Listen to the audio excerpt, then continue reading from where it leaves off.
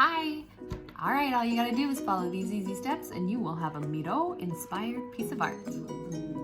Alright, to get started, all you need is dice, white piece of paper, a pencil, marker, crayon, anything to write with. I'm choosing a gray marker just because I don't, it's easy for you guys to see when I make marks with a marker.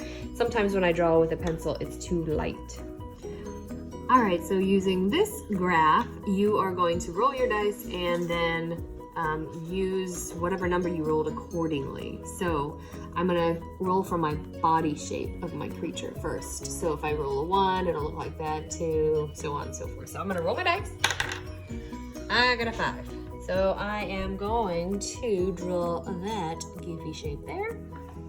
And on your piece of paper, you wanna draw big. You don't wanna draw that goofy shape teeny tiny. You want to fill the page. So it kind of looks like an hourglass figure.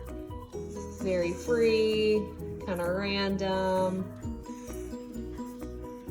This is difficult to do with one hand while I hold my camera. Ooh, very interesting. Miro has very interesting shapes. Not perfect, just kind of random and organic shapes. So there's my first shape. All right, next I'm gonna roll for the head shape. I rolled a 3.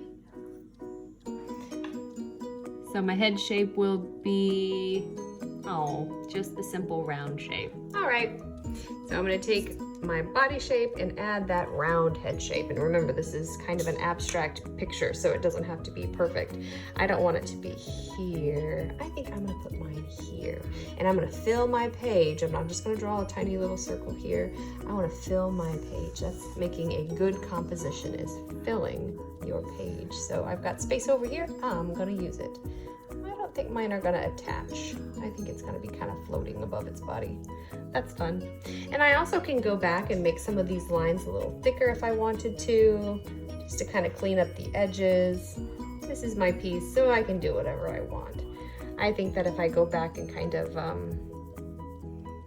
work on some of these edges, it might make it look a little nicer. And I like the fact that I use marker, because marker is, there's no fixing it. If you mess up, you just have to figure out a way to make it work. And I like that. So if you're using pencil and you mess up, that's okay. You can erase. If you're using a marker and you kind of mess up, just go with it. All right, next are gonna be the eyes. And I love this because you can do both eyes the same. It's saying 1 or 2. You can only draw one eye if you want, or you can do the eyes different. So for me, and my little face here, I think I definitely want 2 eyes, just because I feel like the more you do, the better it looks. So I am going to roll my dice first. I got a 6. Ooh, 6 means I get to pick out of any of these that I want. So what I'm gonna do, I said I was gonna do 2 eyes. I am going to pick what I want because I rolled a 6. So I'm really digging this one right here. That one's really cute with those eyelashes. I think I like this one too. So on the face part, or the head shape of my creature, I'm going to add, and I want to overlap on mine. So I'm gonna draw this one first over here. And notice how I drew it big. I don't want to draw it teeny tiny. I want it to be big so it's easy to see. I'm drawing this shape here. And since I'm using marker and I cannot erase that line, I'm just going to go with it. Now I'm going to add that dot in the middle for one eye. Okay, cool. For my second eye, I think I want to make it float on the side of her head. And that's okay, because Miro, abstract. You can do whatever you want. So here is my second eye. Ooh, something on my table. All right, second eye shape. And then it's thicker for the eyelid. What is on my paper? Okay. Here's the eyelid. And I'm just gonna color it in since I'm using marker. You guys might not wanna do this. You can use your pencil and then color it in later. So there's the eyelid. Remember, I am doing this little eye here. Okay, the eye shape. And I'm really trying to make my lines nice and neat. I don't want it to look messy. craftsmanship is part of your grade. If it's neat and done well, that'll get you a good grade for craftsmanship. All right, so I'm just gonna add eyelashes. And also sometimes adding interest to a piece of art can mean to bring your lines off the edge of the paper. So I brought 2 eyelashes going off the edge of the paper, and that's just kind of a neat technique to make things a little bit more interesting. All right, so far I've got body, head, and 2 eyes for my Miro. Okay, so I went ahead and did the rest of the steps on my own, and my piece ended up looking like this. I rolled my dice to add additional shapes to my piece. I wanted to add these shapes to fill some empty spaces. So there's a lot of empty space here still. I might add one more piece just because I want to. After you've rolled everything, if you want to add additional shapes or just use some of these things in your piece, you are welcome to do that.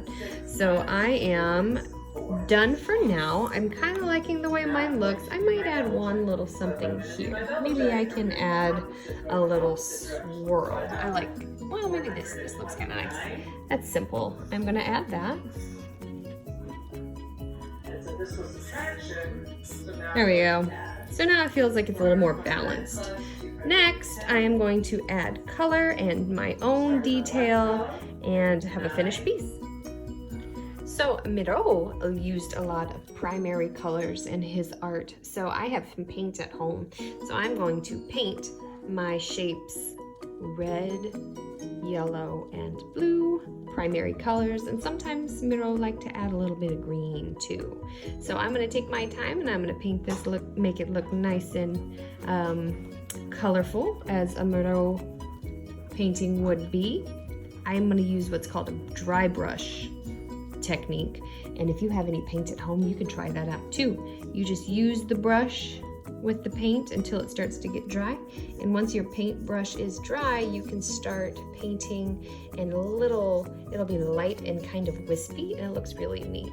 So I'm using dry brush technique. I don't want it to be a solid blue. I like this little dry brush.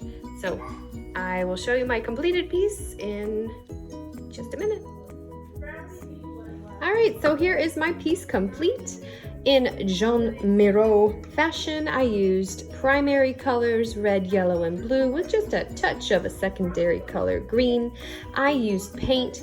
If you do not have paint, that's okay. Use whatever you've got at home, but I do want to see some colors. So crayons, markers, colored pencils. You can even use pen if you have different colored ink. It doesn't matter what you use.